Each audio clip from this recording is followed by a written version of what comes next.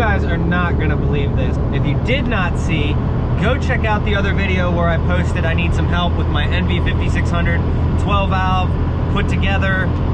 Go check that video out if you have not already, and if you have, here is the answer that I need to give you, and I'm just gonna put it out there right now.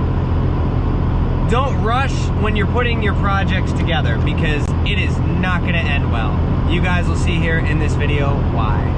So guys, if you are stopping in for the first time, make sure that you are subscribed, because I will be doing a lot of hotshot trucking repairs, and you do not want to miss any of that stuff. So with that being said, I want to go over the build that I have gone through. It took me, I think I got this thing together back in December, late December, and then I took it on like one load to kind of do a shakedown run to make sure that everything was okay with it. And let's just say that not a lot of things were okay with it. I had a lot of issues. But this issue in particular I have had ever since I put the truck together. It only started when I put it together. I even pulled the tranny out beforehand and replaced the throwout bearing, and that was not what the problem was.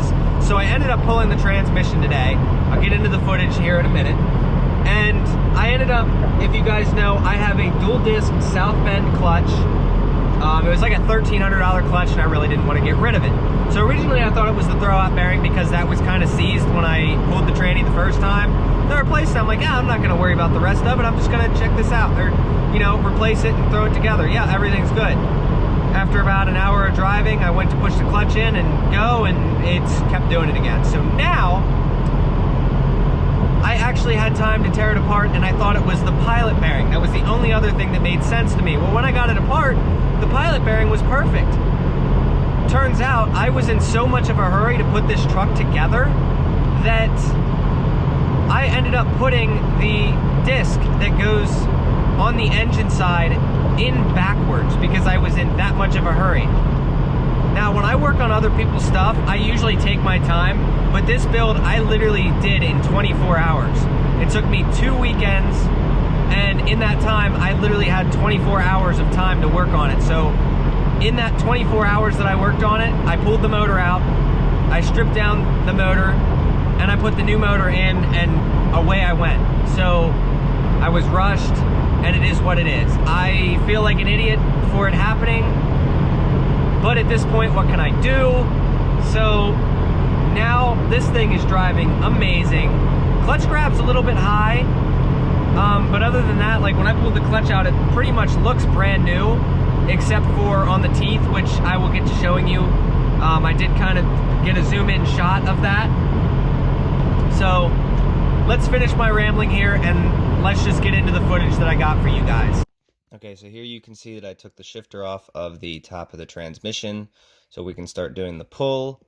I got the transmission out, and here is a close-up of the rear main seal that is leaking, and also the cam seal was leaking, which I will get to in a minute. But here is the clutch, which, if you guys can see, this is the first undamaged clutch disc since this is a dual disc clutch.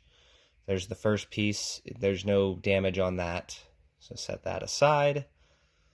Come over here. I will get a better close-up of this in a minute, but that was in backwards. So here is the back of the engine with everything off.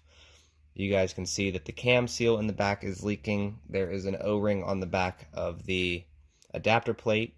So here we are throwing everything back together. There's the flywheel. Bolt that all down, followed by clutch disc.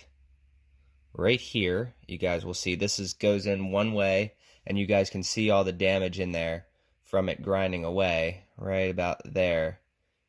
So the input shaft was rubbing on that, and every now and again was catching, and the disc would stop spinning and get caught, and then the input shaft would be spinning and the clutch wouldn't, or vice versa, and that was where the loud grinding noise was coming from. So here I am struggling. Here we go. So getting everything put together.